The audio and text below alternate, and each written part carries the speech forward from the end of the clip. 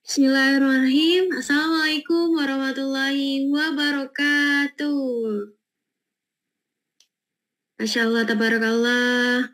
Alhamdulillah hari ini sudah ada ayah bunda dan abang kakak yang hadir untuk mengikuti kajian kantin sidak. Saya mau lihat dulu wajah-wajah antusiasnya ya. Insya Allah. Insya Allah ada bunda-bunda yang sudah siap nih. Insya Allah. Baik, sebelum kita mulai, apakah suara saya terdengar jelas? Boleh chat di kolom komentar. Jelas. Jelas, oke, alhamdulillah. Baik, ayah bunda abang kakak, izin untuk perkenalan dulu ya. Baiklah, perkenalkan nama saya Dea Dewi Fatmawati. Ayah bunda abang kakak boleh panggil saya Dea. Nah, saya diamanahkan sebagai tim kreatif dari Baitumal Pondok Digital. Oke, saya sebelumnya pengen tahu dulu, malam hari ini yang hadir asalnya dari mana aja ya? Nah, boleh spill di kolom komentar ya, Bunda. Nah, dari mana ini? Jombang, Jakarta, Jambi, Masya Allah, Bandar Lampung, Sumut. Oke, Kaltim, Masya Allah. Oke, terus yang baru pertama kali hadir ada? Boleh juga spill di kolom komentar kita. Nah, atau yang nggak pernah kelewatan itu ikut kajian sidak. Nah, kajian kantin sidak boleh juga komen. Kuburaya, Masya Allah. Oke, kita satu domisili berarti. Baiklah, izin melanjutkan. Alhamdulillah malam ini kajian rutin sidak bisa kembali membersamai kita untuk belajar dan terus mengupgrade diri menjadi hamba yang Allah inginkan. Hadirnya ayah bunda dan abang kakak di kantin sidak ini juga karena izin dan ridho dari Allah Subhanahu wa Ta'ala. Untuk itu, kita patut bersyukur. Dan cara syukur ini bisa kita buktikan dengan serius mendengarkan, mencatat, dan bertanya jika ada yang masih kurang jelas. Oke, izin dulu ayah bunda abang kakak untuk untuk on kameranya. Nah, jika tidak ada uzur boleh on cam. Diperlihatkan wajah-wajah semangat untuk mengisi kajian, untuk mengikuti kajian pada malam hari ini. Nah, insya Allah, tabarakallah. Program sidak ini diadakan setiap hari Jumat atau Kamis malam dan juga menghadirkan pembicara-pembicara spesial dari seluruh Indonesia. Nah, pastikan semuanya meluruskan niat terlebih dahulu karena segala sesuatu itu tergantung pada niatnya. Perbaiki niatnya dulu karena untuk memperbaiki diri dan untuk mendapatkan ridho dari Allah Subhanahu wa Ta'ala. Ayah bunda udah tahu belum malam ini kajiannya tentang apa? Nah, kajiannya malam ini spesial banget ya untuk ibu, ayah, bahkan calon ibu dan ayah. Nah, kita izin, nah benar ilmu parenting. Nah, izin ya, dia ingin memberikan sedikit intermezzo untuk ayah, bunda, dan abang kakak. Jadi orang tua itu bagi saya adalah sesuatu yang cukup berat. Saya masih jomblo ya bunda, tapi saya melihat perjuangan orang tua saya, melihat perjuangan ustadz ustazah yang mengajarkan saya, itu adalah bukan salah satu, tapi hal yang berat. Apalagi melihat perjuangan orang tua membesarkan anaknya, memberikan kehidupan yang layak untuk anak-anaknya, memberikan kebahagiaan kepada anak-anaknya. Dan sebagai anak, itu adalah sesuatu yang harus kami syukuri, memiliki orang tua yang memenuhi kebutuhan-kebutuhan kami.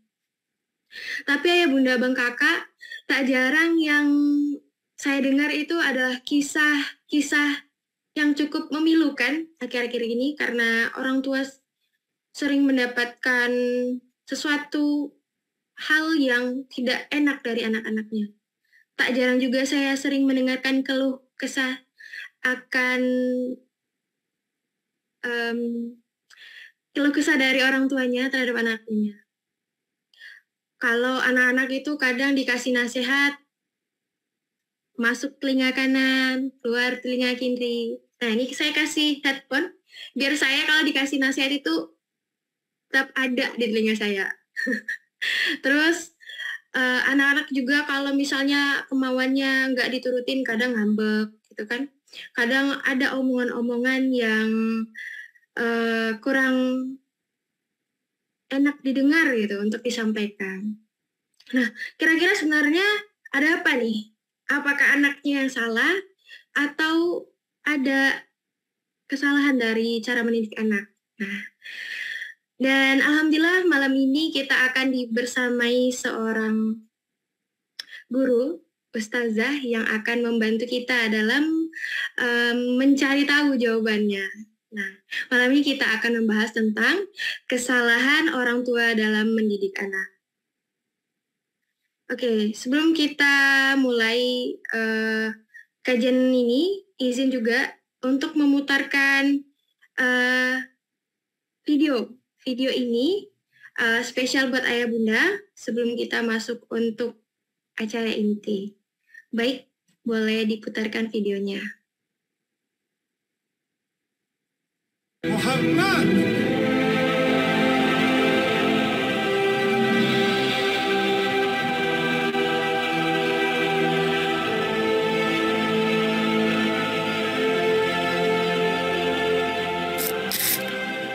Kita semua tentu meyakini bahwa di padang mahsyar nanti kita sangat membutuhkan syafaat Nabi Muhammad SAW. Kita berharap berada pada barisan umat Nabi, mendapatkan naungannya dan selamat di hari akhirat kelak. Harapan tersebut tentu kita harus buktikan sejak berada di dunia seyogyanya. Kita harus menunjukkan kecintaan kita kepada Nabi Muhammad SAW. Haruslah menunjukkan keinginan untuk membuat Nabi senang dengan kita. Yang mudah-mudahan Nabi berkenan mengakui kita sebagai umatnya. Lalu apa salah langkah agar kita bisa dekat dan cinta kepada Nabi? Salah satunya adalah tentunya dengan meneruskan dakwah Nabi Muhammad SAW, meneruskan pesan ilahi yang Nabi bawa. Apa itu? Al-Quran adalah risalah Nabi Muhammad SAW. Maka siapapun yang kemudian melanjutkan dakwah Al-Quran, yang terus menyebarkan narasi Quran, bahkan terus mendorong lahirnya Ahlul Quran, maka dapat dipastikan dia telah menyenangkan hati Nabi Muhammad SAW. Inilah semangat surgakan Indonesia dengan Al-Quran di Masjid Ismu Yahya Gerakan Sidak yang memiliki misi memberantas buta aksara Al-Quran, mencetak 23 juta penghafal Quran, membangun 114 kawasan dan 6.236 rumah Quran. Bukan hanya sekedar gerakan kebaikan, namun jauh lebih dari ia adalah gerakan meneruskan dakwah Nabi, melanjutkan kerja Nabi, khidmat kepada Nabi Muhammad SAW. Maka betapa bahagianya ketika generasi yang belajar Al-Quran kemudian mendapat layanan yang terbaik. Asrama pondoknya bagus, makanannya layak dan enak, para pengajarnya fokus mendidik, kesehatannya terpelihara, gizinya terperhatikan, proses belajar mengajar Quran berjalan. Siapa yang kemudian bahagia dengan semua ini? Nabi Muhammad SAW lah yang pertama kali bahagia. Nabi akan sangat bahagia jika umatnya bertumbuh, dakwah Al-Quran merebak, hadir generasi yang dekat dengan Al-Quran. Sekali lagi, inilah niat yang harus kita bawa ketika berinfak ke gerakan sidak. Bawa niat, bawa doa. Jadikan sidak sebagai jalan wasilah Nabi mencintai kita. Nabi menyayangi kita. Nabi memandang kita sebagai umatnya yang menjalankan dakwah. Dan tentunya ketika jalan dakwah Nabi Muhammad SAW ini kita tempuh, itulah bukti cinta kita pada Allah Azza wa Jalla.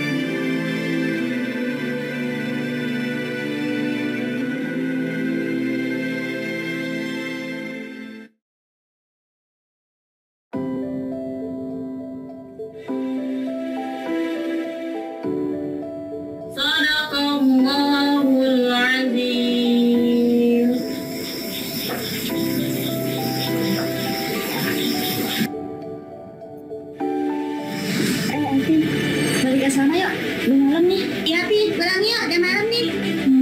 Bentar ya teman-teman, masih ada doa yang mau aku selesaiin nih. Oke lah kalau kayak gitu, kita balik asrama duluan ya. Assalamualaikum. Waalaikumsalam.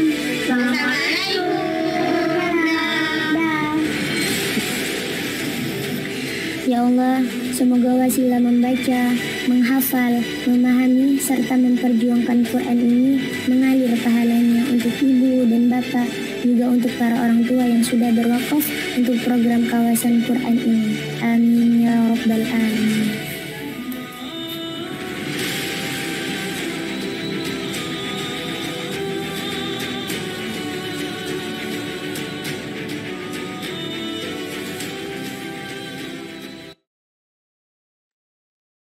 Alhamdulillah, Masya Allah, Tabarakallah, sudah kita saksikan dua video. Izin menjelaskan bahwasanya setiap hari kami mendoakan ayah, bunda, dan abang kakak yang telah berpartisipasi dan menjadi jembatan kebaikan SIDAK. Terima kasih telah menjadi orang-orang baik yang telah membersamai SIDAK.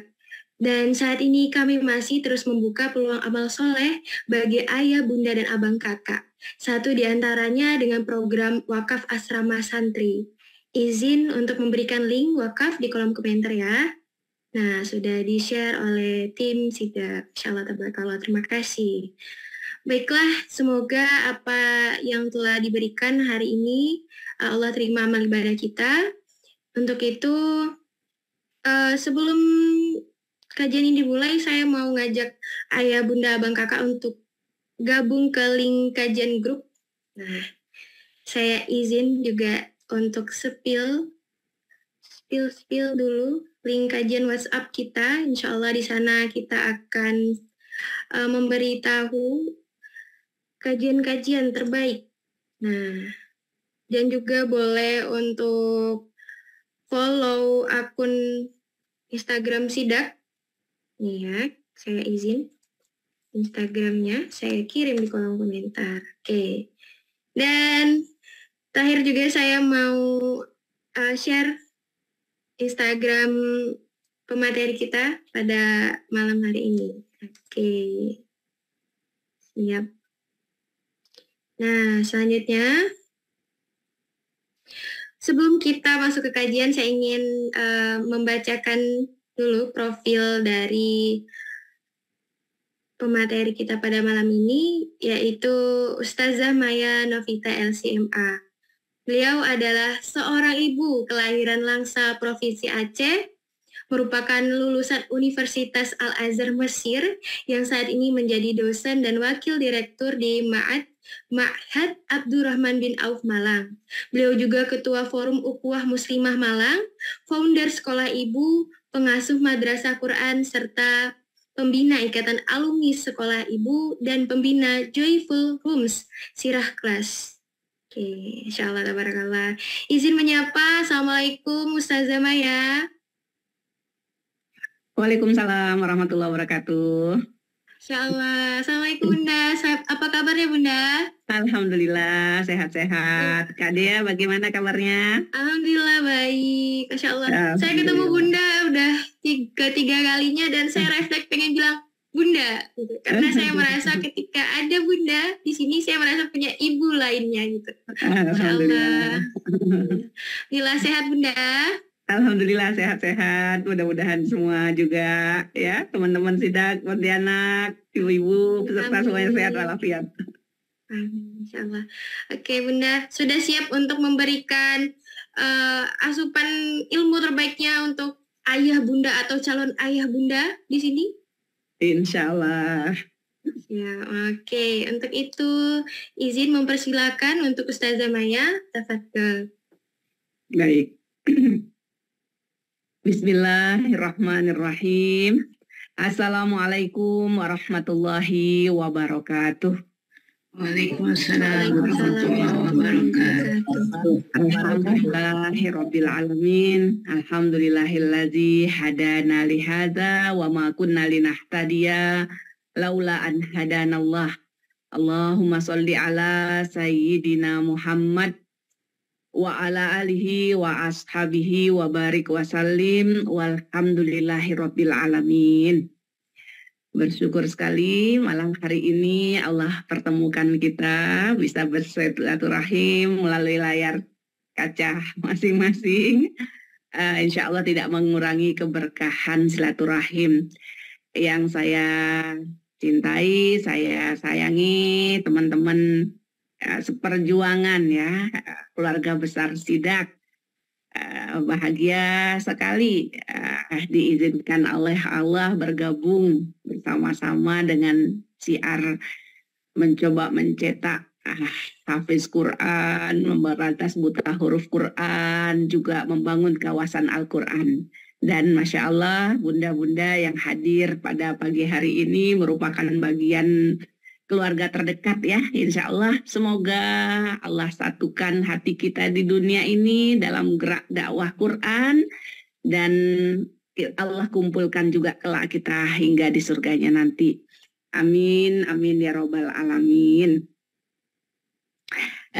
Ibu-ibu semua, insya Allah mungkin banyak sudah tema ya yang dibahas di kantin Sidak.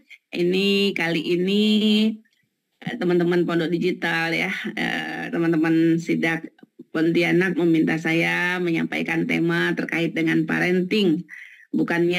Tentunya bukannya saya orang yang sudah selesai ya dalam masalah parenting.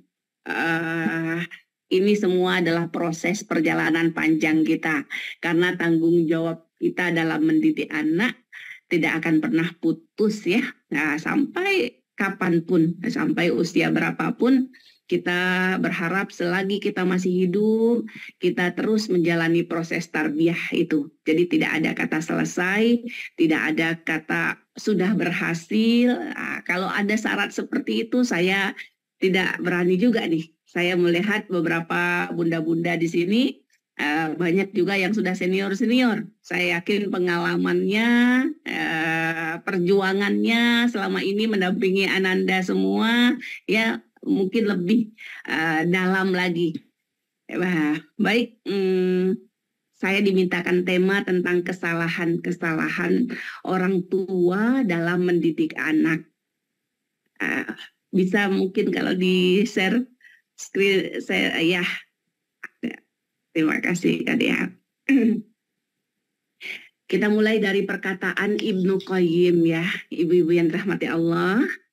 Ibnu Qayyim ini ulama besar yang menjadi rujukan dalam agama kita, dalam beberapa disiplin ilmu, dan beliau banyak sekali menulis terkait dengan tarbiyah anak ya. Beliau mengatakan kerusakan pada diri anak kebanyakan datang dari sisi orang tua. Ya, ini perkataan ini buat saya juga. Saya orang tua, ya. Bunda-bunda, mungkin ada ayah juga ya mendampingi di sebelahnya. Bahagia sekali nih ketika bisa bersama-sama. Ini sesuai dengan yang kita pahami ya dalam hadis yang insya Allah kita hafal sama-sama. Kullu mauludin yuladu alal fitrah. Setiap anak dilahirkan dalam keadaan fitrah. Fa'abawahu. Maka kedua orang tuanya yang menjadikan dia Yahudi, Nasrani, atau Majusi.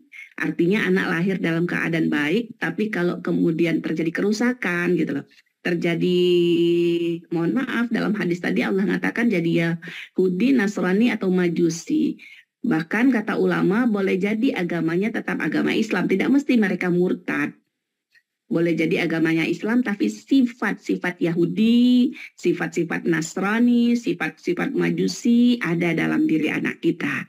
Nah, kalau itu terjadi, ya sesuai dengan hadis tadi, yang paling bertanggung jawab adalah orang tua. Ya, jadi orang tua yang menjadikan anak seperti itu. Sementara Allah lahirkan dia dalam keadaan fitrah. Nah, sesuai dengan perkataan Ibnu Qayyim tadi ini, kerusakan pada diri anak kebanyakan penyebab utamanya datangnya atau sumbernya dari kita sebagai orang tua. Ya, dilanjutkan Ibnu Qayyim mengatakan para orang tua melalaikan mereka di waktu kecil sehingga mereka tidak sanggup menjadi orang yang bermanfaat bagi diri mereka sendiri dan tidak bisa memberi manfaat pada orang tua. Nah, kita berharap tentu saja proses pendidikan, proses parenting yang kita lakukan kepada anak-anak tidak merusak mereka, ya, tetapi kita tentu saja sedang dalam rangka menjaga fitrah mereka. Dan kita diuntungkan dengan mereka dilahirkan dalam keadaan fitrah itu ya. Artinya tanggung jawab kita sebenarnya bukan membangun, tapi menjaga apa yang sudah Allah berikan kepada anak-anak kita. Baik, kita lanjut ke slide selanjutnya. Masalah yang umum terjadi pada anak-anak kita, ya.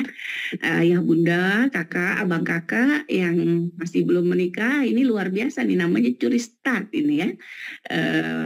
Penting sekali karena pendidikan ini tentu saja bukan hanya menjadi konsumsi yang sudah punya anak.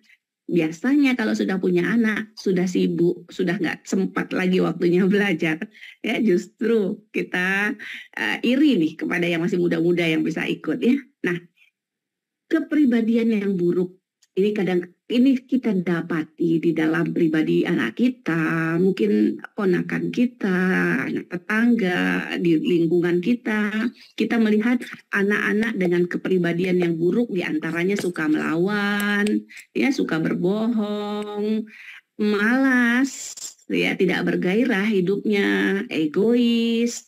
Ini yang pertama nih, kepribadian yang buruk. Atau kemudian dia tidak bertanggung jawab dengan tugas pribadinya, ya. Kadang-kadang sering kita dengar cerita-cerita anak-anak sering ketinggalan bukunya, kalau anak SD mungkin ya, atau nanti bukunya ketinggalan di rumah nggak dibawa ke sekolah, atau nanti barang-barangnya yang dibawa ke sekolah ketinggalan di sekolah nggak dibawa pulang, ya. Dia tidak bertanggung jawab dengan tugas pribadinya menjaga barang-barang pribadi diantaranya. Selanjutnya, anak-anak kita tidak mandiri. Apa-apa mintanya dilayani, apa-apa mintanya dibantu.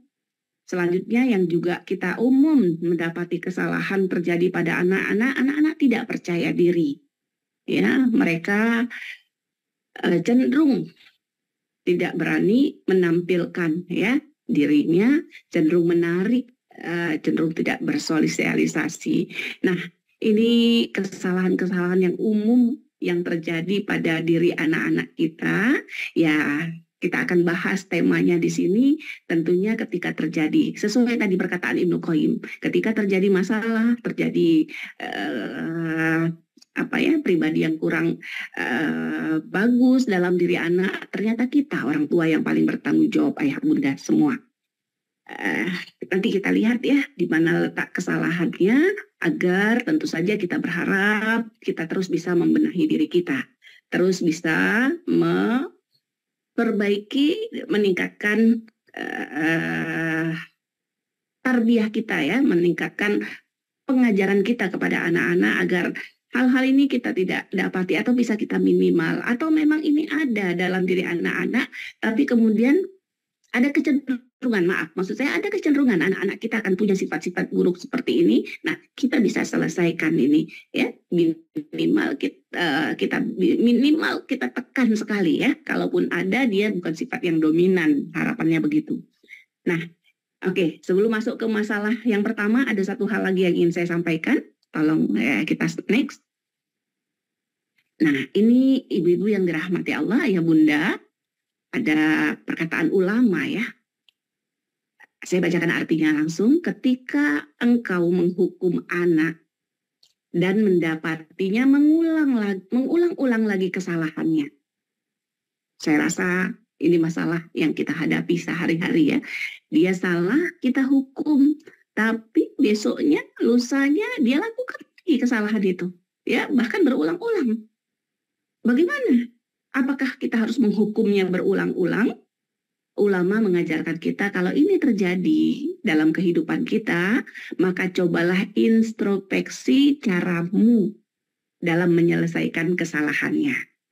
Nah, jadi boleh jadi maksudnya kita mau menyelesaikan masalah, tetapi na'udzubillah, malah bikin masalahnya tambah besar, malah bikin masalahnya tambah runyam, ya. Karena itu di sini kita diajarkan, ya. Coba introspeksi, lihat lagi bagaimana cara kita dalam menyelesaikan kesalahan anak kita, sudah tepat atau belum, ya. Dan kita harus yakin setiap masalah pasti ada solusinya. Ya, Allah memberikan kita, yang paling sering kita dengar, setiap ada penyakit ada obatnya, kan gitu Bu ya. Nah, begitu juga dalam kehidupan kita, ada masalah, ada solusinya. Dan yang tidak boleh kita lupakan juga, bagi setiap anak punya cara pendekatan yang berbeda. Jadi kita tidak bisa juga mau pukul rata saja caranya, ya. Kita punya mungkin ada yang anaknya 2, 3, bahkan mungkin alhamdulillah kalau saya karuniakan anak 5. Nah, anak 5 kita sering dengar 5 cara juga, ya, 5 sifat yang berbeda juga, biasanya seperti itu. Yang tentu saja harus membuat kita memikir otak, begitu ya, untuk mencari cara, mengatur strategi. Kita yakin akan ada solusinya dan kita temukan bagaimana solusi yang terbaik dengan cara-cara yang berbeda, tidak bisa sama antara satu anak dengan anak yang lain. Baik, mudah-mudahan 3 hal ini bisa menjadi pengantar materi kita ya pada hari ini. Tadi kita bicara perkataan Ibnu Qayyim, ketika ada kesalahan pada diri anak, penyebab terbesarnya di orang tua. Ya, seperti itu. Dan kesalahan-kesalahan yang umum terjadi tadi, ada masalah karakter ya, atau kepribadian yang lemah, ya, tidak mandiri, tidak percaya diri, tidak bertanggung jawab dengan tanggung jawabnya sendiri.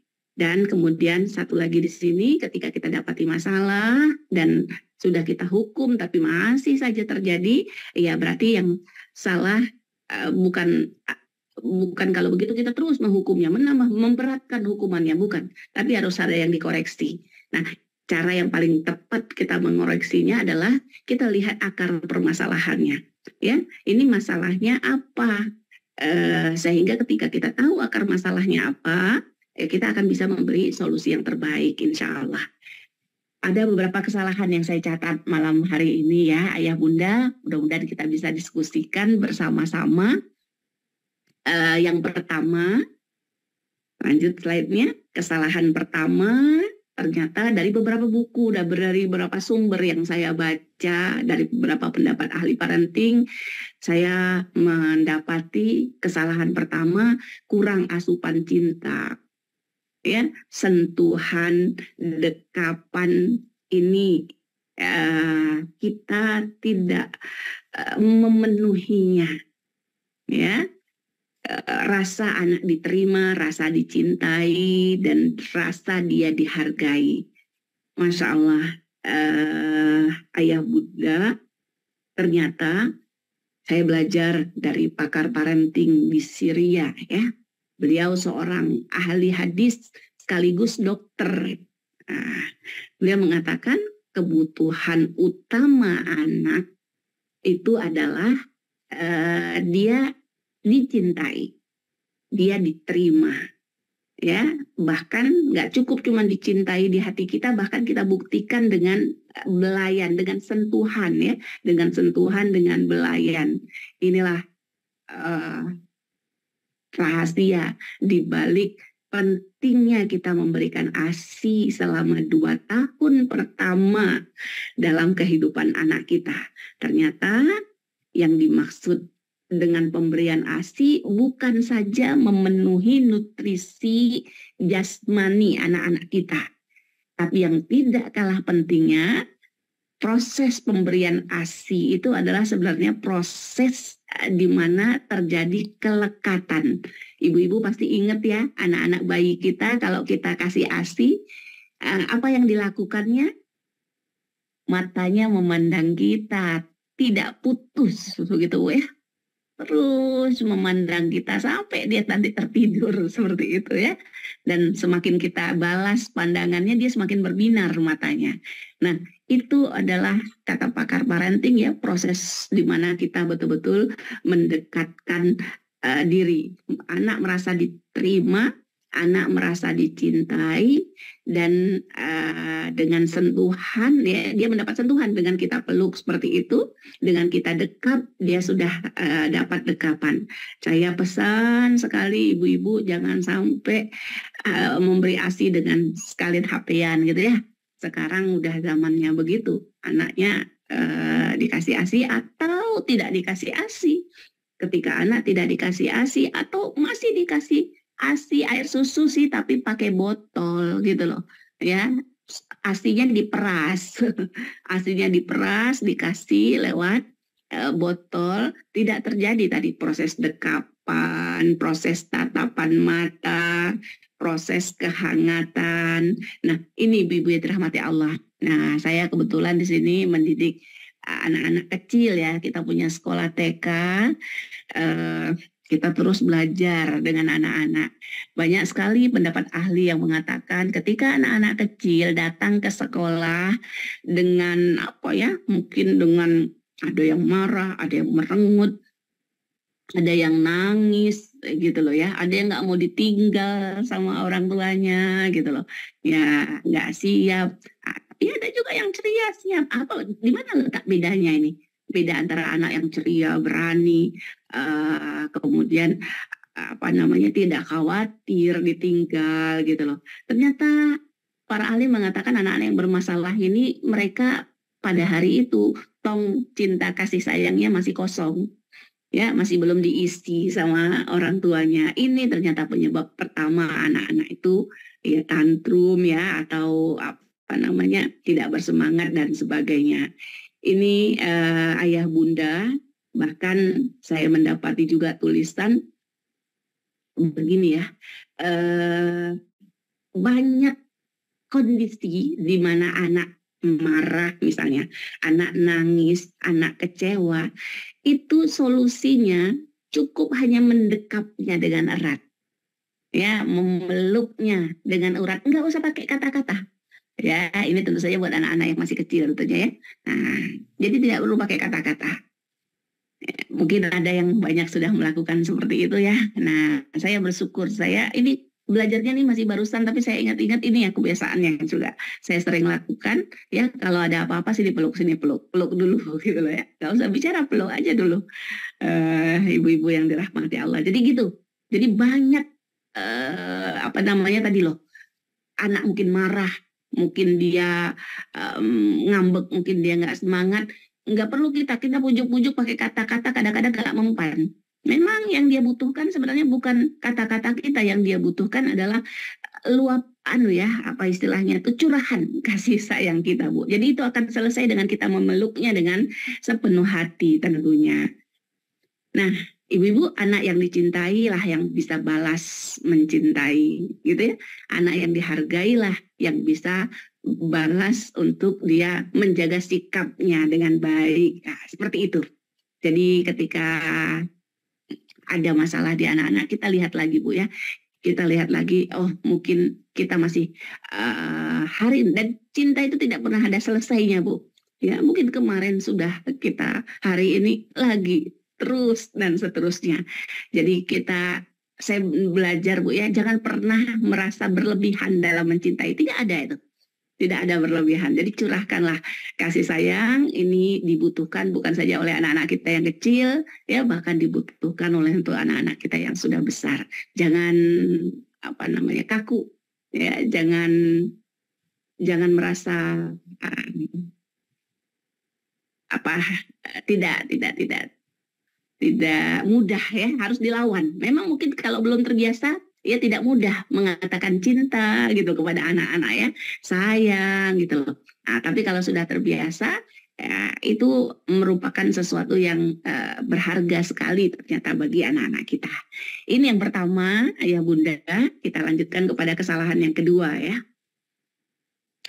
Kesalahan yang kedua ternyata ya bunda semua, orang tua kurang banyak mendengar ya, dan tidak memberi waktu yang cukup untuk berbicara, untuk berdialog.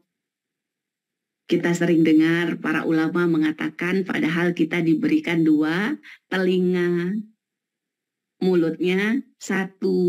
Ini isyarat bahwa kita seharusnya lebih banyak mendengar. Ya, kadang-kadang kita anak-anak mau bicara kita nggak sabar gitu loh. Bicaranya lambat begitu kalau anak-anak ya, atau kalau anak-anak yang sudah mulai remaja dia bicaranya sih kalau orang Jawa bilang tuh bulet gitu loh, masih belum masih maksudnya apa gitu. Kadang kita udah nggak sabaran, mungkin kita udah buru-buru pengen melakukan apa. Nah, ini menjadi kesalahan terbesar, Bu ya, ketika anak merasa orang tuanya tidak cukup punya perhatian untuk mendengar. Atau kita kadang-kadang anak mau ngomong, udahlah, Umi udah ngerti nih. Mesti kayak gini nih, gitu loh. Jangan kita menghukumin, anak masih belum bicara lagi. Ya Allah, banyak Bu, banyak cerita-cerita ya yang kemudian terjadi ternyata karena kita belum dengar anak itu maunya apa gitu loh. Ya, anak itu sebenarnya melakukan itu kenapa gitu loh. Jadi harusnya kita tanya dulu. Ya, kita tanya dan ketika dia menjelaskan kita dengar dengan sepenuh perhatian dan setelah itu juga dilanjutkan Bu ya, kita membicarakan. Ya, membicarakan. Harus punya waktu yang cukup Bu. Tapi saya sadar lah Bu ya, kita ibu-ibu di kesibukannya banyak. Ya, nah kadang-kadang mereka mungkin kita belum punya waktu, kita sampaikan saja. Ya, mohon maaf, Umi belum punya waktu sekarang. Ya, atau Mama masih ada kerjaan habis ini, mau pergi taklim, gitu ya. Nah, nanti insya Allah kalau sudah pulang atau kita janjikan nanti misalnya hari Sabtu misalnya gitu ya, kita bicara. Nah, ketika kita sudah punya janji seperti itu, kita harus tuntaskan Bu, pembicaraan, berdialog gitu ya, bicara dari hati ke hati, jangan sampai ada hal-hal yang terpendam dalam diri anak kita ya yang tidak bisa tersampaikan, yang kita cut gitu loh, kita potong dia sebenarnya mau bicara. Nah, ibu-ibu yang dirahmati Allah, ketika dalam Al-Qur'an mengajarkan kita ya untuk mendidik anak, banyak sekali ayat yang memerintahkan kita untuk bicara pada anak. Ya bunaya, ya bunaya, ya bunaya. Seperti itu ya. Nah, ini artinya apa? Artinya kita memang disuruh bicara ke anak. Ya, memang disuruh menyampaikan ke anak.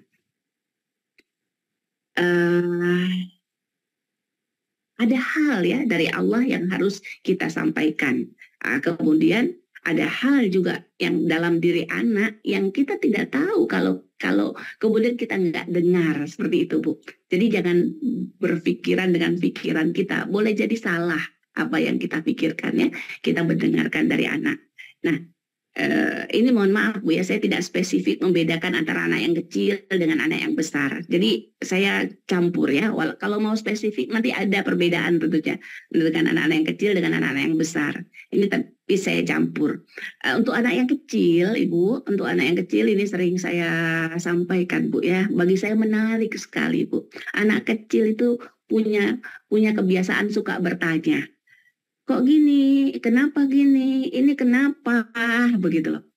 Masya Allah Bu, itu sebenarnya adalah kesempatan yang luar biasa bagi kita ya untuk mengajarkan anak kita. Jangan kita bilang bawel banget sih nanya-nanya mulu gitu loh. Bisa diam nggak sih gitu loh. Nah, kadang kita itu suka gitu Bu ya. Kita istighfar Bu. Saya juga beristighfar. Jangan-jangan dulu saya pernah ngomong gitu ya. Kadang kita bilang ya Dek gitu loh ya. Coba ya 5 menit diam dulu ya gitu loh. Nah, karena anak langsung ngomong gitu, nanya saja ya. Nah, ibu-ibu yang dirahmati Allah, padahal ya menyuruh anak bisa bicara itu lebih sulit loh daripada nyuruh anak diam. Jadi ketika anak kita banyak bicara, itu sebenarnya kesempatan ya kita bisa menimpali, mengajarkan mereka. Karena ketika mereka bertanya itu timbul perhatian besar kepada mereka untuk bisa menangkap apa yang bisa kita jelaskan. Itu kesempatan luar biasa. Nah, bahkan ketika anak tidak bertanya, ibulah yang harus bertanya. Jadi kita harus bertanya, ya Ibu, seharusnya kita berbicara kepada anak-anak dengan semua makhluk gini loh yang ada di sekitar kita. Maksudnya kita lihat, kita kenalkan semua dia, lihat langit, ya itu ciptaan Allah, lihat batu, lihat pohon, lihat burung, lihat api, lihat air. Nah, karena tidak ada cara mengenalkan Allah kecuali mengenalkan lewat makhluknya. Jadi maunya semua makhluk yang ada itu kita kenalkan kepada anak kita itu sebagai makhluknya Allah. Karena tugas kita ya menjaga fitrahnya, menyambungkan dia dengan Sang Pencipta. Ini kesalahan yang kedua, ibu-ibu yang dirahmati Allah. Kita lanjutkan pada yang selanjutnya, kesalahan yang ketiga. Nah, di sini saya belajar Bu ya dari pakar parenting tentunya. Mengira ada waktu tertentu waktu untuk mulai mendidik anak.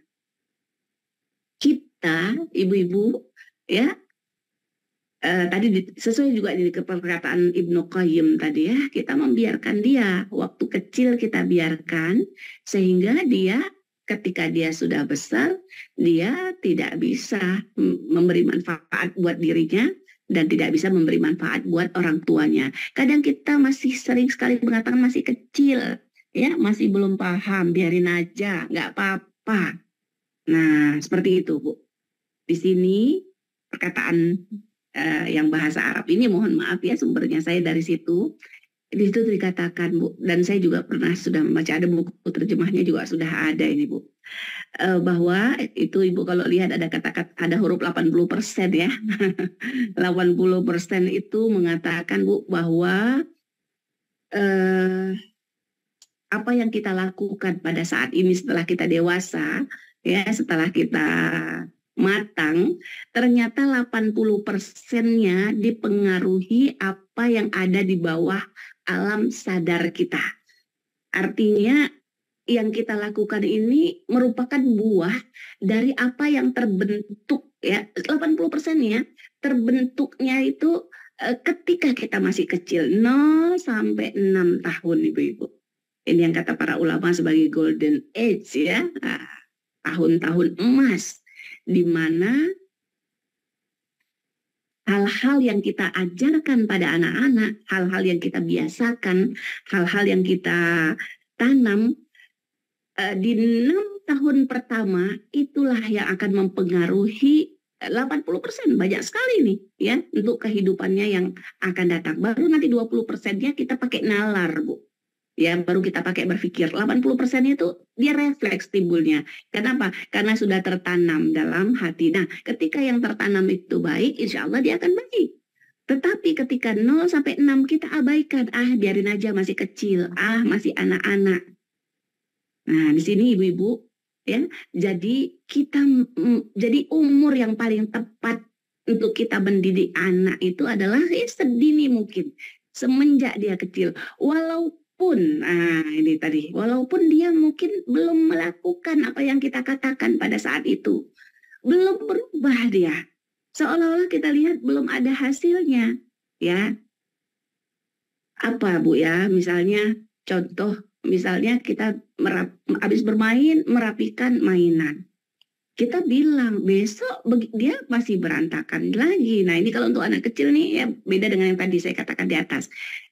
Tapi tetap kita sampaikan, tetap kita latih.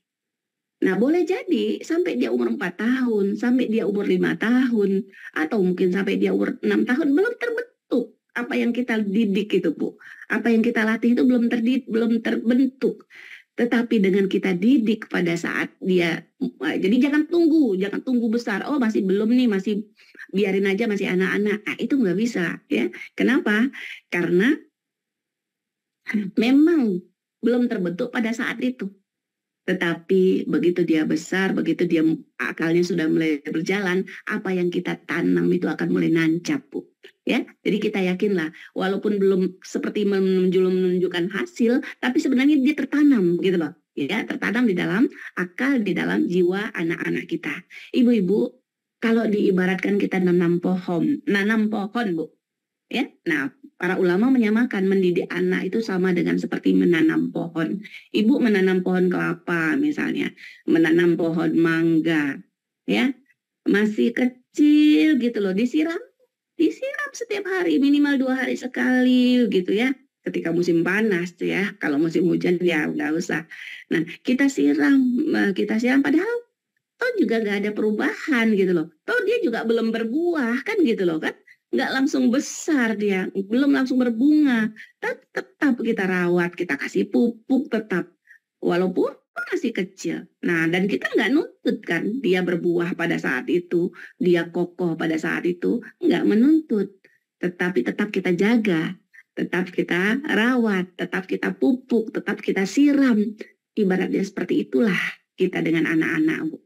Jadi jangan diabaikan, jangan dibiarkan saja. Ya, dan ini yang paling sering sekarang penyakit yang terjadi, Bu, ya, terkait dengan gadget, Bu, ya. terkait dengan HP. Anak-anak ketika masih kecil dibiarin main HP berjam-jam. Nah, ketika dia sudah mulai besar, ketika dia mohon maaf, mungkin sudah mulai kecanduan, mungkin sudah mulai habis waktunya, orang tua baru kebakaran jenggot gitu loh.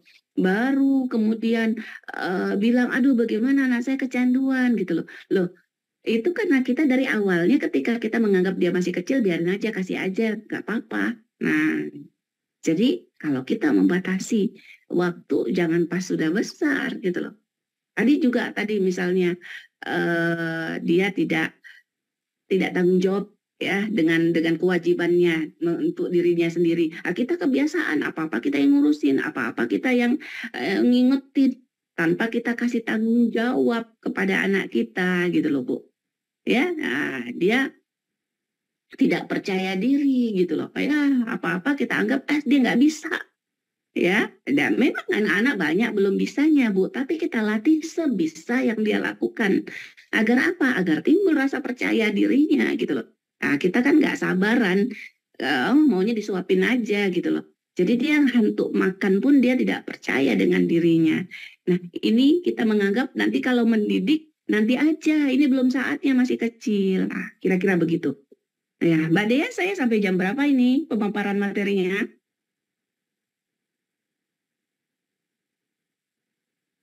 Belum dijawab Mbak Dea. Nggak ada lanjutkan. Sampai jam berapa? Pukul 8.45 Bunda. 8.45 ya, oke masih ada waktu sedikit lagi ya Bunda. Nah ini kesalahan ketiga tadi ya.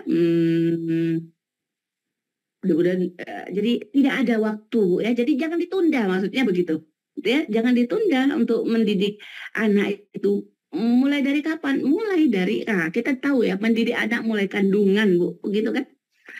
Jadi kita mulai dia lahir, mulai kita ajarkan adab ya tentu saja kalau dia belum bisa bicara, belum bisa apa istilahnya ngomong, belum bisa memahami ya pasti ya kita baru membahagiakan saja. Tapi begitu sudah bisa terjadi dialog, anak umur 1,5 tahun sudah bisa bicara, sudah bisa mengerti kita ya, sudah bisa kita mulai terapkan aturan-aturan.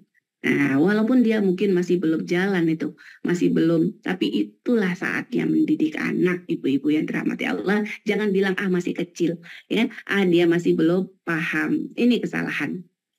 Selanjutnya, ibu-ibu yang dirahmati Allah, yang keempat ya, kita lanjutkan yang keempat.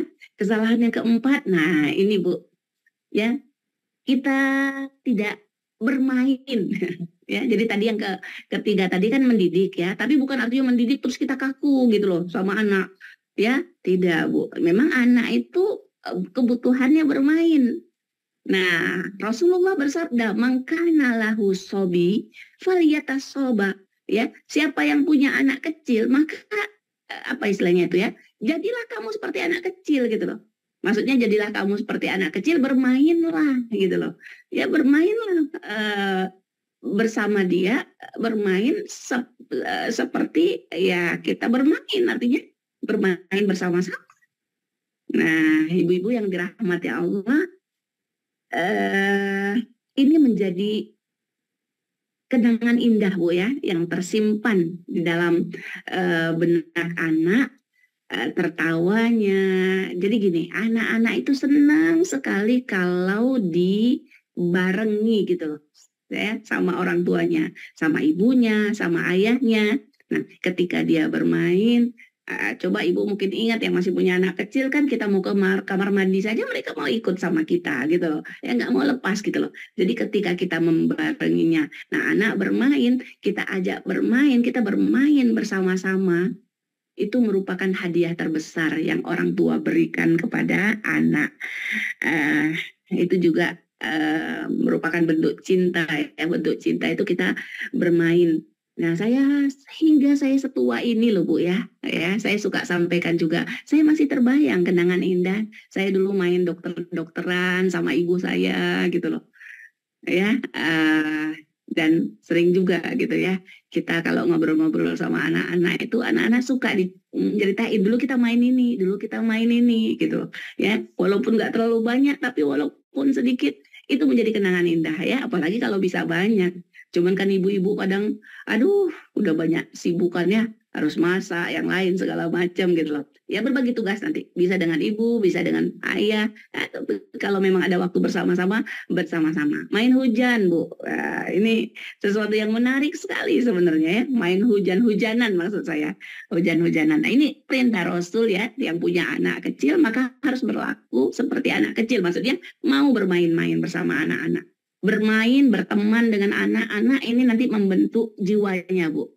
Ya, jadi salah satu membentuk jiwa anak itu ketika kita bermain, berteman gitu dengan anak. Nah, kita kadang nggak cukup waktu untuk bermain. Ini kesalahan kita, Ibu-ibu. Baik, yang kelima, Ibu.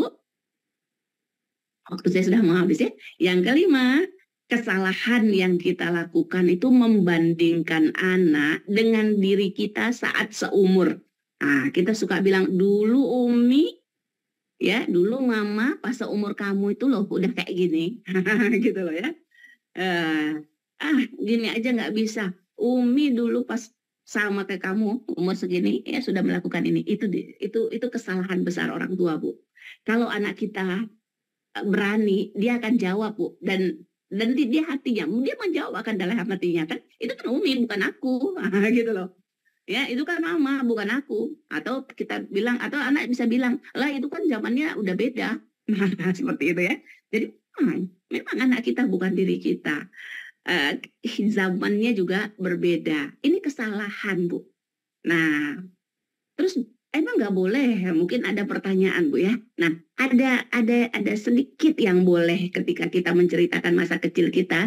Jangan ceritakan hasilnya, Bu. Tapi ceritakan proses kita.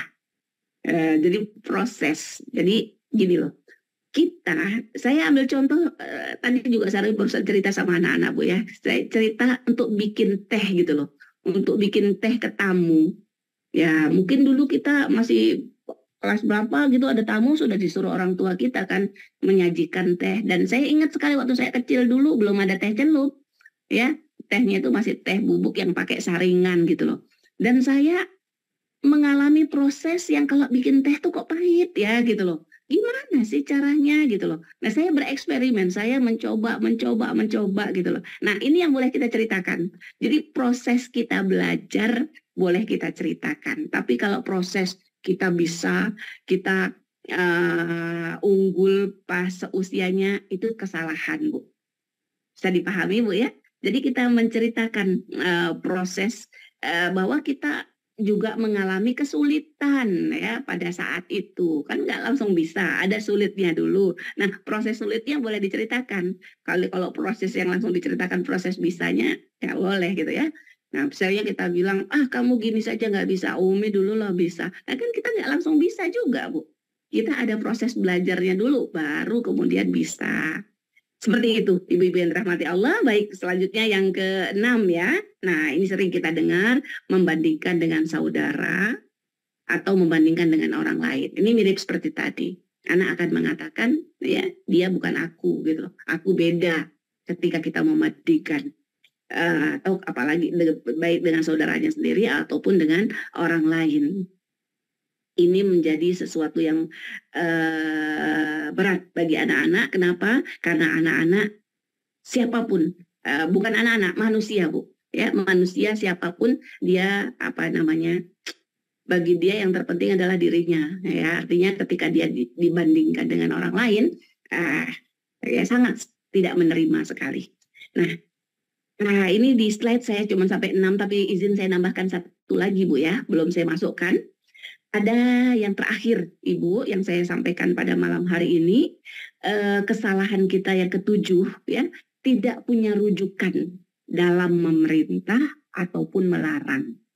Kadang-kadang kita nyuruh anak kita begini, melarang begini, tapi nggak ada rujukannya. Maksudnya nggak ada rujukannya tuh kita nggak tahu dalilnya kenapa sih kok kita harus nyuruh anak begini. Kita ngelarang gini, kita nggak tahu kenapa sih dilarang begini. Sehingga anak-anak ketika diperintah dan dilarang itu dia nggak terlalu bisa masuk ke dalam diri dia ketika tidak ada landasan gitu loh, Bu, atau dalil. Ya, Saya sering suka cerita pengalaman saya ini ketika dulu saya punya dulu ya anak saya masih kecil. Jadi anak saya yang ke-1 ke-2 perempuan, Bu.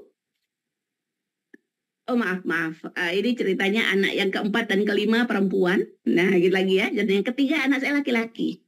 Nah, anak yang laki-laki ini kan udah umur 10 tahun. Dia maunya masih tidur sama saya gitu loh. Nah, sementara saya punya 2 anak perempuan lagi yang kecil. Kan nggak boleh. Dia udah umur 10 tahun kan sudah harus dipisah sama adiknya yang perempuan gitu ya. Nah, itu saya susah sekali, bagaimana caranya, nggak boleh Bang, abang udah harus tidurnya sendiri, udah nggak boleh lagi sama adik gitu loh, nggak boleh satu tempat tidur, dia masih nggak mau saja Ibu. Akhirnya kemudian alhamdulillah ya Allah ingatkan saya, oh kan ada ayat Al-Qur'annya gitu loh, di dalam Quran surat An-Nur itu ya, ada 3 masa di mana anak-anak itu kalau masuk ke kamar orang tuanya harus minta izin. Nah, salah satunya sebelum subuh.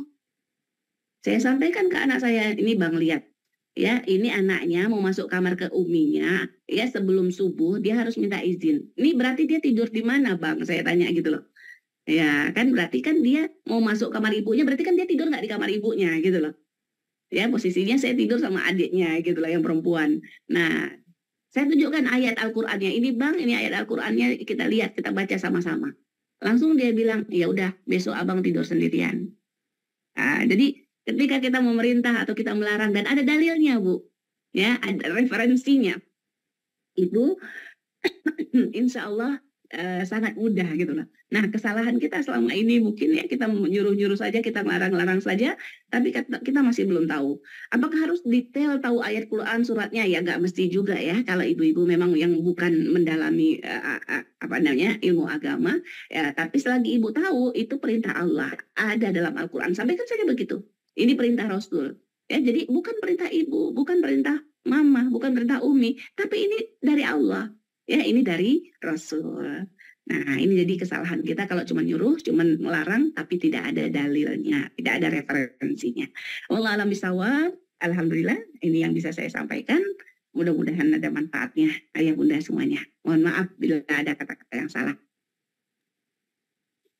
Oke, Masya Allah, tabarakallah. Jazakallah khair, Ustazah Maya, untuk materi yang luar biasa. Pada malam ini ada 7 kesalahan orang tua yang perlu diperhatikan. Nah, sepertinya kita langsung aja Bunda masuk ke sesi tanya jawab. Silakan yang ingin bertanya boleh acungkan tangannya di screen layar. Nah, dan open mic serta open cam.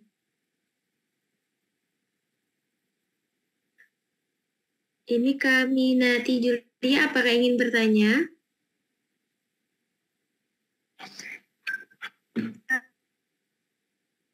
Bapak. Nah, sepertinya kakak mau bertanya nih. Oke, izin boleh di-unmute dulu. Apa ya sebelumnya kan ada musik. Ya.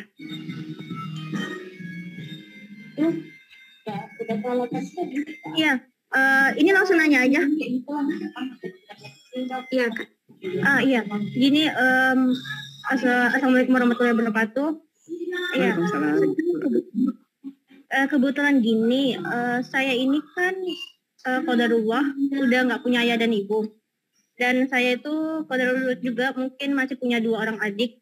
Saya anak pertama gitu kan. Nah, untuk di usia saya yang mungkin masih belia banget gitu kan, ya maksudnya dengan mendadaknya jadi orang tua mendadak lah gitu kan, jadi peran ayah dan ibu mendadak, mungkin berat bagi saya, apalagi kan saya ini mungkin dari kecil itu bisa dibilang dari orang tua yang benar-benar agak sibuk dulunya. Jadi ketika saya jadi peran orang tua kan saya pengennya tuh jangan sampai adik saya itu merasakan apa yang saya rasain gitu. Solusinya kan tadi dibilang kan memang kayak adik saya masih kecil di usianya umur yang 10 tahun, apalagi yang satu lagi masih labil-labilnya gitu kan, dan pun saya juga nggak tahu nih gimana cara metodenya saya mendidik anak laki-laki, karena kan memang adik saya ini laki gitu. Minta sarannya sih, dan minta sarannya sih Ustazah, gimana cara mendidik anak laki-laki ini, apalagi kan maksudnya juga pribadi saya lah gitu, apalagi mental saya ini, saya juga pengen loh, saya ini seorang anak gitu, dengan karakter saya yang jadi orang tua mendadak ini agak, apa sebenarnya bisa didengar ya? Bisa. Jadi pertama sih kayak gimana solusi untuk mendidik anak laki, karena saya juga nggak tahu metode mendidik anak laki gitu kan. Kedua, gimana juga saya mengatasi mental saya nih, karena saya juga seorang anak gitu, apalagi dengan posisi saya harus jadi orang tua mendadak ini, harusnya gimana perannya saya gitu. Itu kan Ustazah.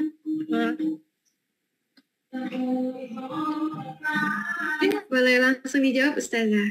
Baik, Masya Allah.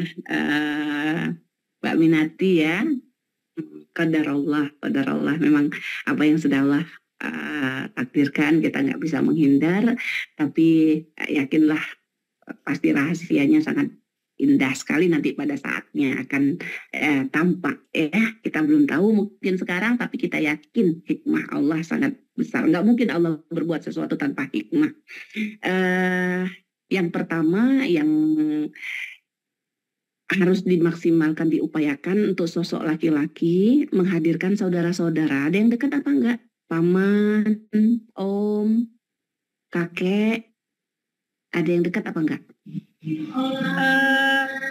Keluarga itu ada Ustazah, cuman mungkin karakter keluarga ini nih dengan kami tuh kurang cocok. Jadi kayak dengan adik-adik sih, kalau Minati kan tipikal orangnya ya udah didengerin segala macam. Kalau adik ini ya itu tadi Minati bilang kan, maksudnya yang satu masih labil-labilnya dengan karakter yang keras, terus yang kecil ini agak gimana ya, dengan keluarga itu agak canggung gitu. Jadi ketika ada dengar saran keluarga itu agak yang masuk telinga kanan keluar telinga kiri, jadi nggak benar-benar kami ngerasain yang benar-benar ada orang tua lagi gitu, orang tua tunggal itu kami nggak bisa ngerasain gitu. Mereka cuma bergantungnya tuh Minati doang semuanya gitu. Ya. Insya Allah ada rahasia besar yang akan itu ya, akan nampak nanti manfaat terbesarnya pada Minati untuk di masa yang akan datang.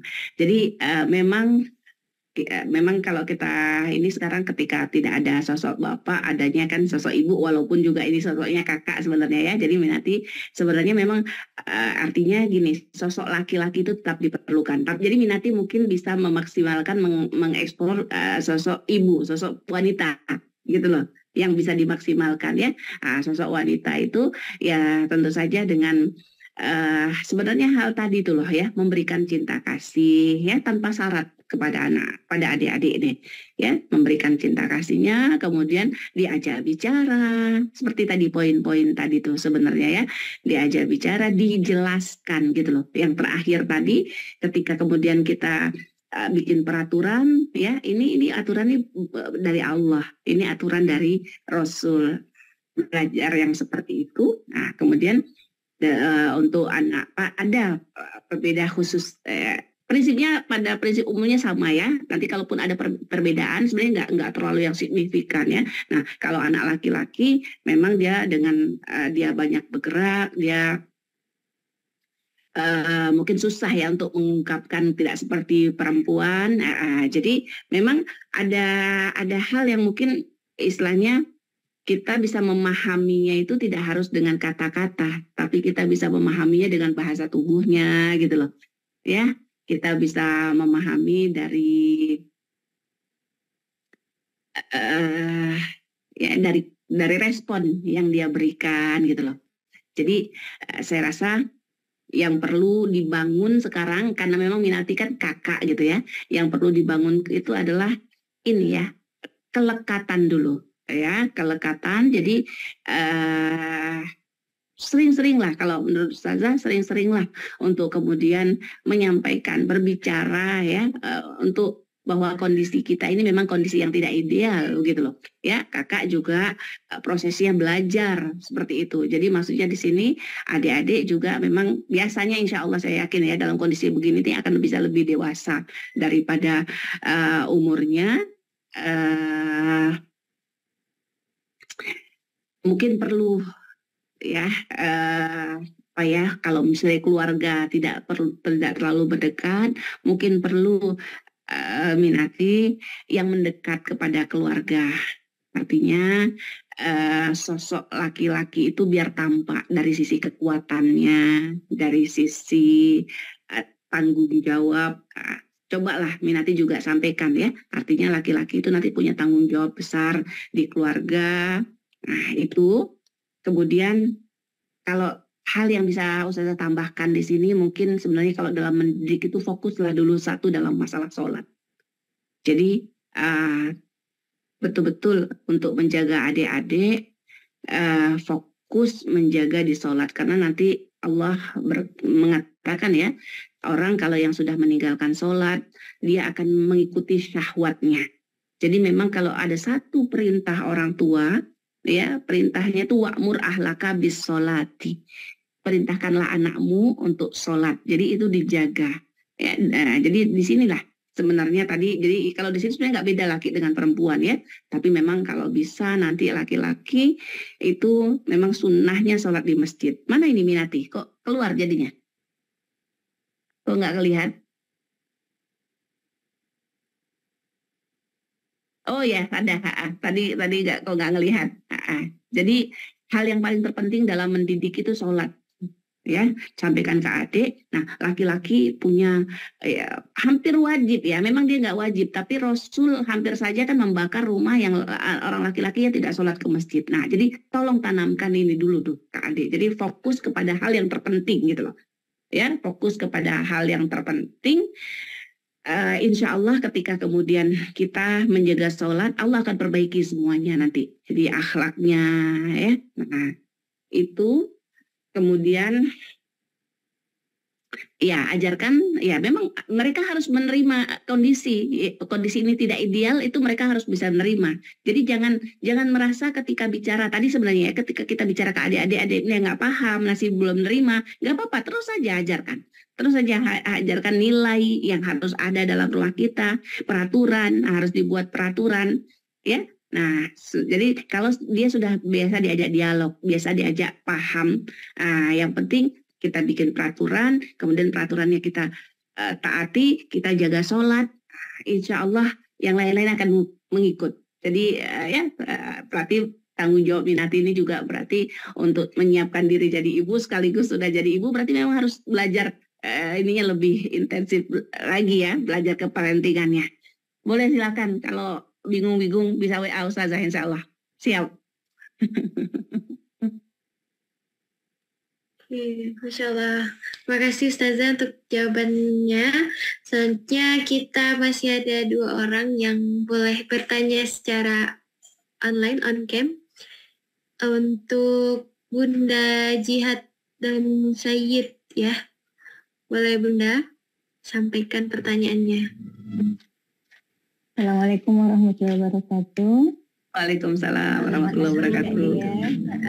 Iya, sehat-sehat Ustazah ya. Alhamdulillah udah. Ya, Ustazah langsung aja. Ini saya punya 2 orang anak, kebetulan keduanya laki-laki. Dan jarak usia mereka ini memang tidak sampai dengan 2 tahun. Jadi kalau dari fisik saat ini memang hampir sama besar, dan mungkin pergaulan mereka, teman-teman mereka juga yang sama gitu. Jadi seperti sebaya, tidak seperti abang adik lagi. Nah, masalahnya ini Ustazah dari kecil ya, dari sejak bisa main sampai dengan sekarang, itu kendalanya adalah saling cemburu. Ya, saling cemburu.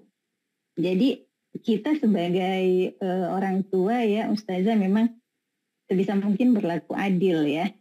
Tapi kan kita nggak bisa adil 100% juga kadang ya Ustazah, misalnya pas kondisi si abangnya lagi nggak di sini, mungkin kita lebih merhatiin ke si adik, dan ketika si abang tahu, oh Bunda, oh nggak adil si adik ya gitu lah. Jadi kadang saya bilangnya gini, sayang Bunda itu 100. Kadang kasih ke abang 40, kadang adik 60. Tapi Bunda pasti coba ganti nanti di satu saat lain. Mungkin adik 55, abang 45, atau abang 70 pas adik 30. gimana kalau misalnya begitu Ustazah? Saya seringnya kayak gitu. Cuma mungkin karena mereka masih usia di 11 dan 13, mungkin masih belum bisa menerima betul-betul maksud kita gitu ya. Gimana caranya Ustazah? Karena ini mereka sampai dengan tahap ini mau masuki usia remaja ya Ustazah. Takutnya nanti masih seperti itu juga gitu pemikirannya. Mohon ilmunya Ustazah. Terima kasih. Assalamualaikum warahmatullahi wabarakatuh. Waalaikumsalam warahmatullahi wabarakatuh. Langsung saya jawab ya, Bunda Jihad dan Bunda Sayaf. Saya rasa hampir sama juga nanti yang anaknya perempuan-perempuan gitu ya. Kalau saya kebetulan anak perempuannya 4 Bunda, ya 1, 2 dengan 3, 4 ya juga sama cemburuan, mulai dari kecil ya, mulai kalau tidur pipi kita digini-giniin ya, yang satu narik ke kanan, yang satu narik ke kiri ya. Nah jadi saya yang biasa saya lakukan ini ya, mencoba menyampaikan, nak, Umi takut sama Allah gitu. Jadi kan kalau pilih kasih itu kan nggak boleh, ya itu kan tidak adil, ya. Jadi sampaikan kepada anak, Umi takut ya, takut sama Allah kalau berlaku tidak adil. Karena Allah memerintahkan Umi ya, memerintahkan kita untuk berbuat adil. Nah, jadi sampaikan bahwa kita sedapat mungkin sudah berusaha ya, cuman tadi yang satu arti adil itu kan nggak harus sama. Tadi sudah Bunda sampaikan, memang kadang-kadang harus lebih ke yang satu ya. Misalnya yang satu lagi sakit misalnya, pasti kan harus lebih kita perhatikan kan gitu kan. Berarti mungkin di situ 70%-nya gitu tadi ya. Yang satu 30%, tapi nanti balik lagi mungkin yang sakitnya gantian misalnya, atau seperti apa, yang satu lagi butuh ditolong misalnya ya. Nah, kita harus memberi perhatian, jadi sudah tepat selesai ya. Jadi yang perlu kita sampaikan, adil itu tidak harus sama ya, adil itu sesuai dengan kebutuhan, sesuai dengan umur ya. Nanti saya rasa walaupun dekat antara 11 dengan 13 pasti katanya kebutuhannya berbeda nanti gitu ya. Nah, jadi ketika kita misalnya melebihkan yang satu itu karena memang kebutuhannya dan yang lain tidak dapat, itu bukan artinya kita tidak adil. Karena yang namanya adil itu tidak sama banyak sama rasa begitu, tapi kepada yang berhak diberikan, kepada yang tidak berhak tidak diberikan. Nah, gitu ya. Nah, mungkin itu tadi tambahan lagi. Insya Allah Umi atau Bunda takut sama Allah. Jadi kalau mau berbuat tidak adil tuh Bunda nggak berani. Karena ini kan perintah Allah untuk berbuat adil. Nah, mungkin kira-kira seperti itu, dan jangan lupa juga minta maaf. Karena sebagai manusia tadi kan. Nah, sebagai manusia mungkin saja setelah kita berusaha pun berbuat adil, mungkin kita tidak adil ya. Nggak apa-apa. Umi sudah berupaya nak, tapi kalau dikira masih belum, Umi minta maaf ya gitu loh. Insya Allah Umi perbaiki gitu loh. Nah, mungkin dengan kita merendah, dia bisa lebih mudah menerima kita gitu ya. Allah alam sawab. Insyaallah. Semoga bisa terjawab ya Bunda Jihad. Saatnya penanya terakhir. Bunda Ernawati. Boleh. Bunda? Nah, karena udah cung banget tangannya ini. Assalamualaikum warahmatullahi wabarakatuh. Waalaikumsalam warahmatullahi wabarakatuh. Ini Bunda, saya mau bertanya, kan saya kan punya anak 2. Terus anak saya tuh kan korban dari perceraian ya. Terus sekarang posisinya yang laki-laki ikut sama ayahnya. Terus yang perempuan ikut sama neneknya karena dia nggak mau tinggal sama saya sekarang ini. Cuman kan sebagai seorang ibu, saya tuh pengen terus mantau gitu keadaan anak-anak saya dimanapun gitu kan. Tapi saya kan karena fasilitas jadi saya cuman punya doa gitu ya. Alhamdulillah kalau anak yang perempuan tuh sekarang udah ada perubahan drastis Bunda. Tapi gimana ya, dia tuh sekarang tuh jadi lebih sering ikut kajian gitu ya. Sampai-sampai kemana juga dia pengen ikut. Tapi posisi saya tuh nggak ininya mah nggak ngasihnya mah karena dia kan usianya masih 15 tahun. Tapi dia udah pengen kemana-mana gitu, udah pengen kesini kesono sendiri gitu, udah nggak mau itu tuh cara saya bicara ke dia tuh gimana ya Bunda, supaya dia tuh ngerti kekhawatiran saya senang dia berubah jadi lebih baik, dan itu emang doa-doa saya gitu kan. Cuman sekarang perubahan dia tuh pengen kesana kesini teh sama orang-orang yang nggak dikenal gitu kan, model dia masuk ke dalam grup yang ada grup yang ngasih apa ya, info-info, ada pengajian di sini, ada pengajian di sana gitu kan. Dan itu jauh dari tempat dia tinggal gitu Bunda. Cuman saya tuh jadi bingung mau ngelarang, takut kalau saya ngelarang, ini kan kajian, ini kan mencari ilmu gitu. Teman yang hati saya nggak ini tuh usia dia gitu Bunda. Kalau seandainya dia udah usia itu sih mungkin saya juga pasti ngizinin, cuman dia posisinya usianya masih 14 tahun, terus dia juga masih sekolah. Kepengen saya tuh dia fokus dulu di sekolah gitu. Jadi saya bingung gimana cara ngituin anak saya gitu supaya saya tuh gimana ya, walaupun jauh saya tuh masih ada perhatian gitu, masih diiniin sama anak saya tuh, masih gimana sih Bunda? Perasaan ibu kalau saya ada rasa takut gitu Bunda. Mohon jawabannya ya. Assalamualaikum warahmatullahi wabarakatuh. Waalaikumsalam warahmatullahi wabarakatuh. Ya, Bu Erna, posisi ada di luar kota, Bu? Enggak, daerah Bogor juga, cuman dia ikut sama neneknya. Kalau yang masih sama ayahnya. Tapi masih satu kota ya, berarti Ibu kalau mau ketemu sama anak-anak masih mudah gitu ya? Udah diusahain, saya seminggu sekali ke sana. Terus tiap hari saya dipantau lewat WA. Terus kalau kemana-mana dia share log gitu, jadi saya pantau lewat GPS. Cuman ini ada kajian-kajian gitu, dia suka pengen ikut ke sana ke sini. Kemarin juga ke Jakarta pengen, terus baru kemarin dia minta izin mau pergi ke daerah Jakarta mana gitu, tapi sama temen yang ada di grup. Sementara saya nggak kenal sama orang yang di grup itu. Pernah sih ketemu sekali waktu kajian di Pondok Raja, sama saya diantar kan. Itu apa namanya, orangnya teh udah dewasa gitu kan, orangnya dewasa ya, saya juga nggak terlalu gimana gitu, sama saya juga nggak ada basa-basi gitu, jadi saya jadi gimana gitu ya udah. Iya, baik.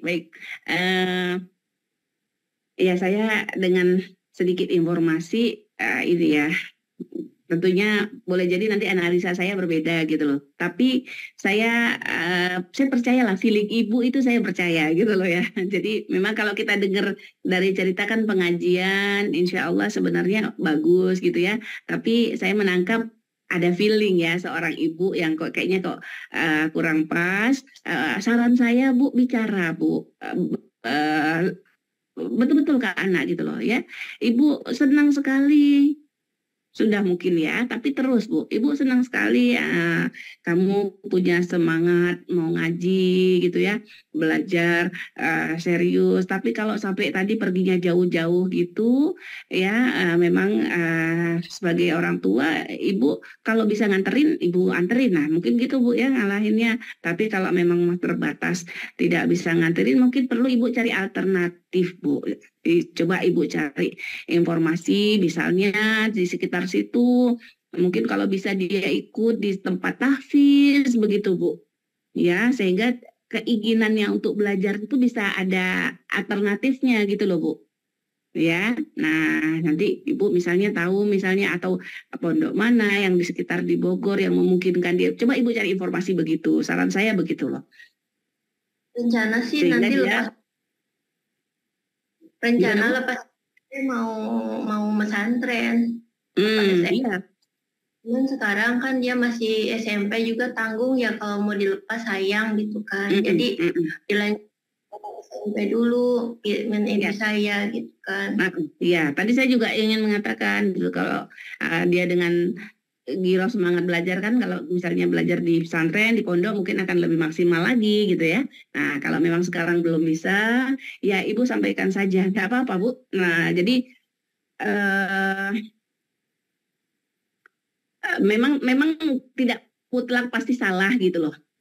Maksudnya dia belajar agama mungkin kalau memang ada orang yang dipercaya dia bisa belajar, itu bisa benar gitu ya. Tapi selagi Ibu kemudian tadi kok ngerasanya kok nggak nyaman gitu, Ibu larang. Nah, ya sampaikan sama anak bahwa kamu menuntut ilmu itu memang wajib, tapi patuh sama orang tua gitu loh.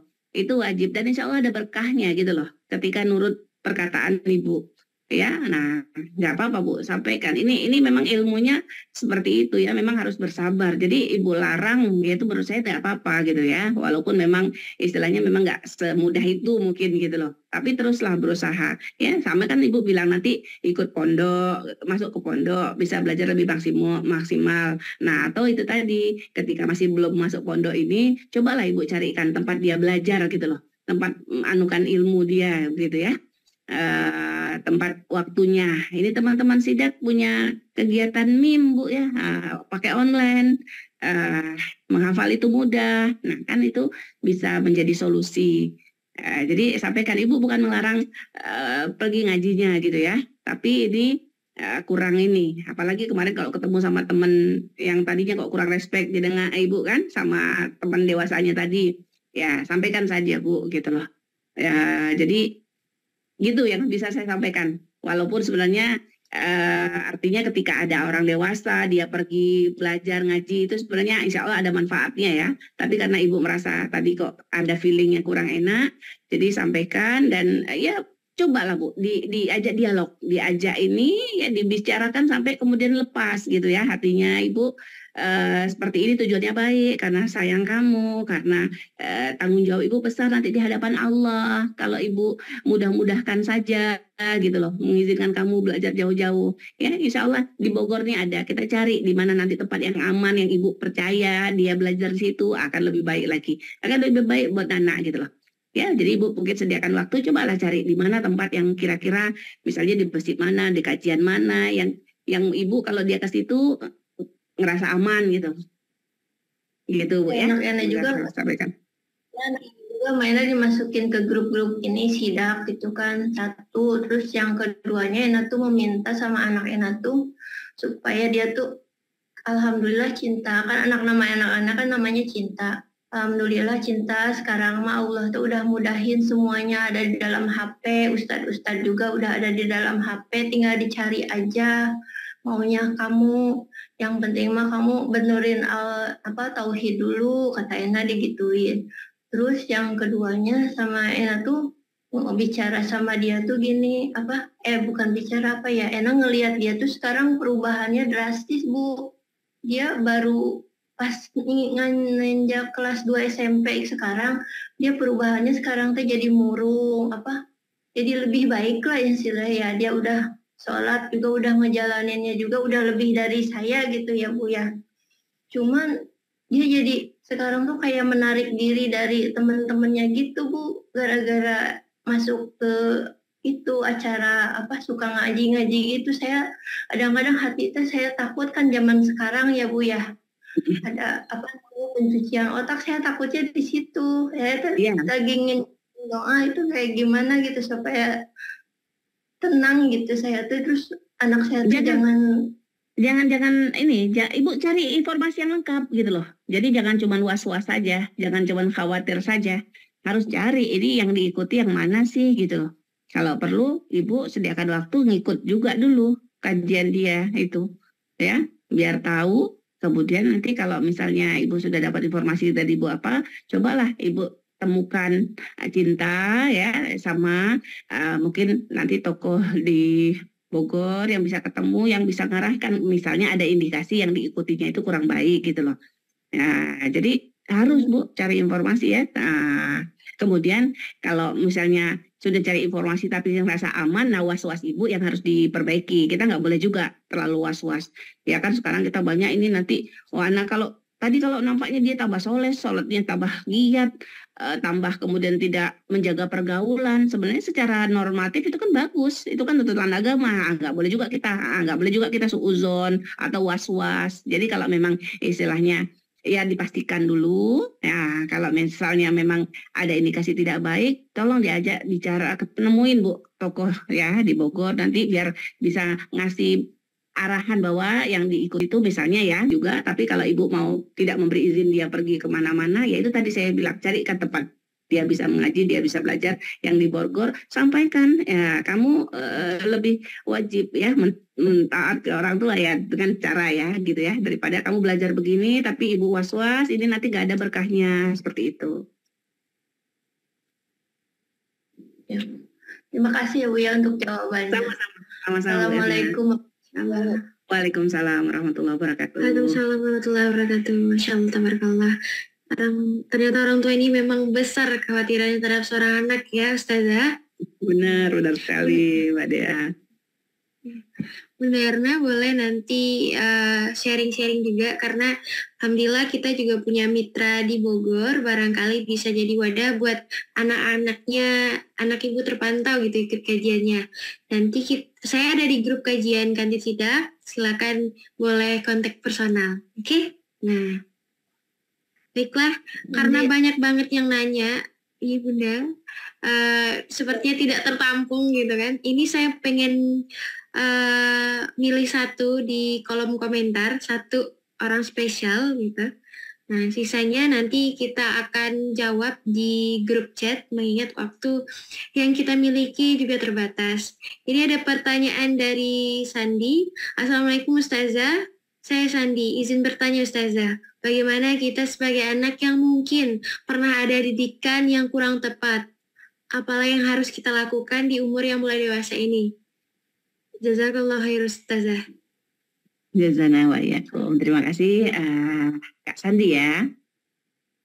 Masya Allah.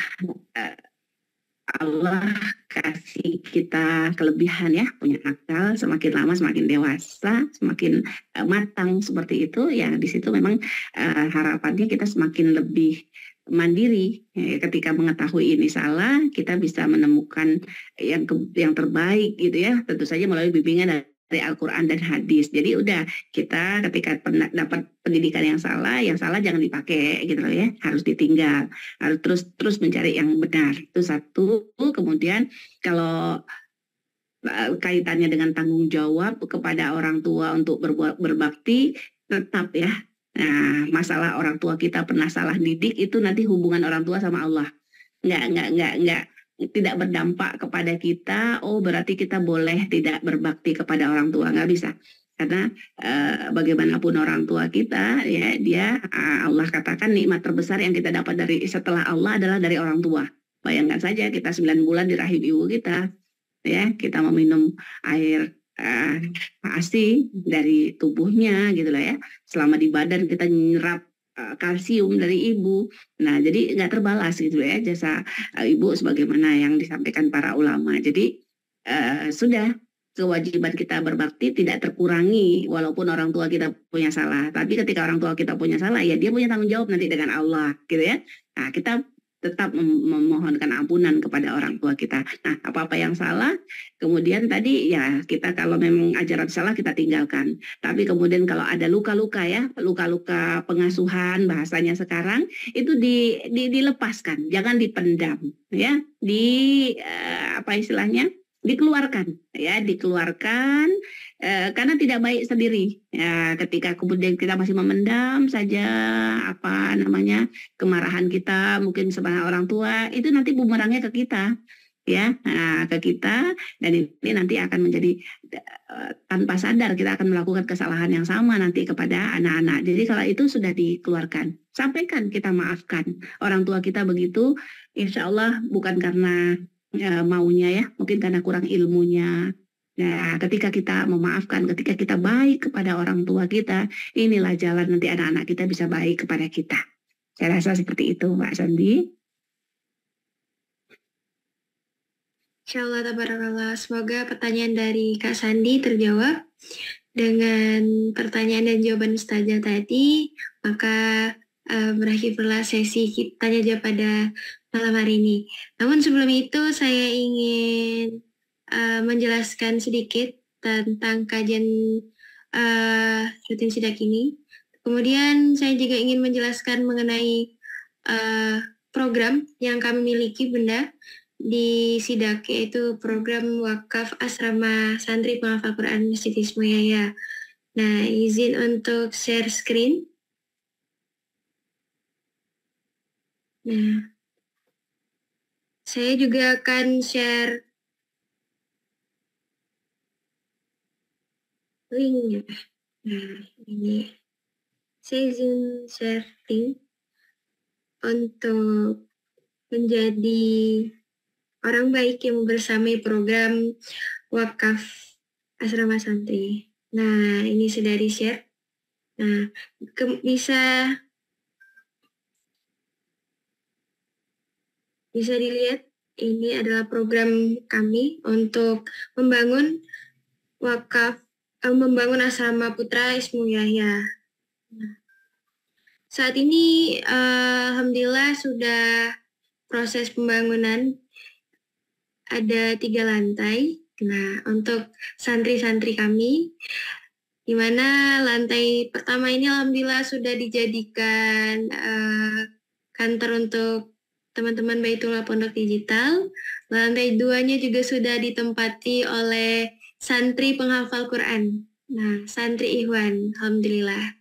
Dan masih membutuhkan kebaikan-kebaikan dari ayah bunda abang kakak untuk menyelesaikan pembangunan dari asrama putra Masjid Ismoyaya. Baik Bunda, terima kasih saya ucapkan kepada Ustazah Maya atas kesempatan yang luar biasa, atas kesempatan yang bisa memberikan banyak sekali manfaat pada malam hari ini. Semoga apa yang Ustazah sampaikan kepada kita semua bisa menjadi wasilah banyaknya datang kebaikan-kebaikan, banyaknya datang perubahan-perubahan baik untuk anak-anaknya, kemudian bisa menjadi wasilah ukhuwah persaudaraan kita kekal hingga jannah. Amin ya rabbal alamin. Ustazah Maya, terima kasih banyak. Saya mewakili tim sidak dari Pontianak, izin mohon maaf jika banyak salah kata dalam penyampaian, ada salah kata juga salah tingkah. Terima kasih saya ucapkan kepada ayah bunda bang kakak yang telah berpartisipasi pada kegiatan kantin sidak pada pekan ini. Bagi yang belum join grup, silakan join grup dulu.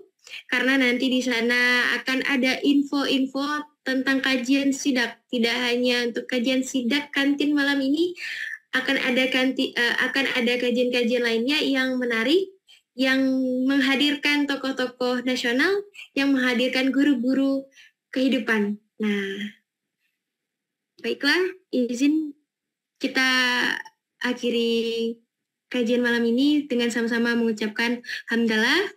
Alhamdulillahirabbil alamin, dan kita sempurnakan dengan doa kafaratul majlis. Subhanakallahumma wa bihamdika asyhadu alla ilaha illa anta astaghfiruka wa atubu ilaik. Wassalamualaikum warahmatullahi wabarakatuh. Sampai jumpa next week ayah bunda. Sama-sama. Mohon pamit ya. Iya bunda. Sama-sama. Assalamualaikum warahmatullahi wabarakatuh. Waalaikumsalam warahmatullahi wabarakatuh.